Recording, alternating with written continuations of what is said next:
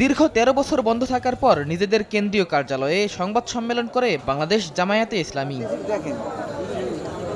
মঙ্গলবার দুপুরে সংবাদ সম্মেলনের শুরুতে বৈষম্য বিরোধী ছাত্র আন্দোলনের নিহতদের স্মরণ করেন জামায়াত আমির ডাক্তার শফিকুর রহমান।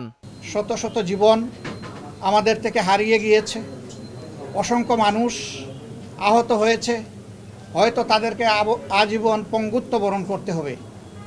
হারিয়ে যাওয়া মানুষগুলোকে তাদের আপনজন প্রিয়জনের কাছে ফিরিয়ে দেওয়ার শক্তি আমাদের কারণেই। যারা ত্যাগ স্বীকার করেছেন, যারা জীবন দিয়েছেন, আমরা আজকের এই প্রেস কনফারেন্স থেকে তাদের প্রতি গভীর কৃতজ্ঞতা জ্ঞাপন করছি। ছাত্রদের জাতীয় বীর আখ্যা দিয়ে দেশের বিভিন্ন জায়গায় লুটপাট ও হামলার বিষয়ে সতর্ক করেন তিনি।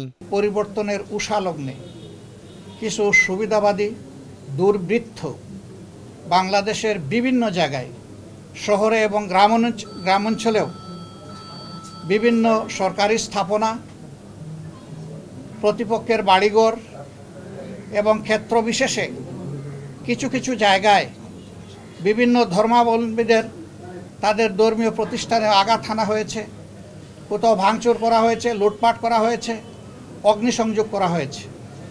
এই কাজগুলা যাদের অন্তরে বিবেক আছে, মানবতা আছে, তারা এগুলা করতে পারে না।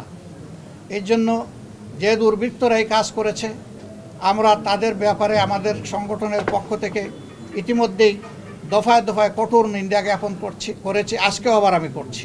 জানান ডক্টর মোহাম্মদ ইউনূস অন্তর্বর্তীকালীন সরকারের প্রধান হলে আপত্তি নেই জামায়াতের। ছাত্ররা ওনাকে প্রধান উপদেষ্টা হিসেবে ঘোষণা করেছে, ছাত্ররা করতেই পারে, কারণ এই আন্দোলনটা তাদের চেষ্টার ফসল।